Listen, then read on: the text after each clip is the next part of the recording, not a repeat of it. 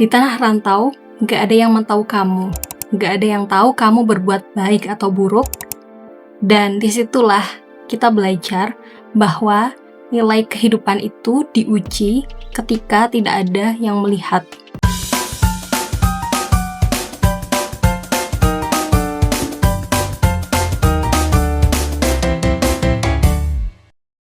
Merantau ngajarin aku bukan untuk menjadi orang yang hebat, tapi untuk mengajarkanku gimana caranya bertanggung jawab atas diri sendiri. Jadi pelan-pelan merantau itu mengubah diriku 180 derajat. Bukan karena aku mau, tapi karena hidup mengharuskan aku untuk berubah. Mental aku jadi baja bukan karena aku kuat, tapi karena hampir semua persoalan aku harus tanggung dan selesaikan sendiri. Aku pernah dibully cukup lama, 2 tahun, dan saat itu otomatis nggak bisa langsung pulang. Karena namanya dibully tentunya tidak menyenangkan. Tapi gimana caranya aku bertahan, aku tetap melakukan hal yang baik, tidak membalas. Sebagai perantau, mental memang benar-benar diuji. Masalah yang datang nggak bisa ditunda, nggak ada waktu juga untuk mengeluh panjang lebar. Jadi aku cuma punya satu pilihan, selesaikan oleh diri sendiri. Masalah merantau jauh dari keluarga, jauh dari orang tua, sangat beragam. Misalnya, gimana cara mengatur uang saku, gimana cara bertahan ketika uang saku sudah sangat menipis, gimana cara kita bertahan ketika menghadapi konflik dan menyelesaikannya. Itu semua perjalanan dari penyelesaian masalah ketika merantau. Yang pastinya ketika kita survive atau bertahan, tentunya kita tumbuh lebih lagi. Hidup di tanah rantau membuat aku sadar akan adanya perbedaan yang begitu luas. Aku bertemu dengan orang-orang dari berbagai latar belakang yang berbeda. Budaya yang berbeda, agama yang berbeda, ras dan suku yang berbeda, yang pastinya membuat aku bisa lebih memahami atas adanya perbedaan-perbedaan ini. Dan dari situ aku juga belajar kalau hidup seseorang punya berat yang berbeda-beda. Aku nggak mudah untuk judgmental atau menghakimi atas apa yang orang lain lakukan atau bagaimana sikap mereka. Karena aku tahu ketika melihat orang yang kelihatan diam dari luar, mungkin dia sedang berjuang mati-matian di dalamnya. Ketika kita berinteraksi dengan orang yang memiliki kebudayaan tertentu, nah di situ kita bisa menyesuaikan bagaimana sikap kita ketika berbicara, interaksi dengannya, negosiasi. Itu kita dilatih ketika kita merantau. Di tanah rantau, otakku dipaksa untuk terus berpikir, berputar, bukan karena pinter, tapi karena untuk bertahan. Aku belajar untuk cari jalan, cari solusi, cari cara. Jadi otakku terbiasa untuk berpikir lebih kreatif, karena untuk menyelesaikan sebuah masalah tentunya kita perlu untuk melakukan cara-cara yang paling efektif.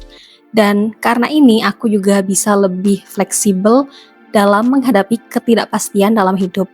Aku harus mendalami, berlatih untuk kemampuan yang diperlukan, bukan nanti tapi sekarang, karena hidup terus berjalan dan kita nggak bisa menunda-nunda untuk beradaptasi.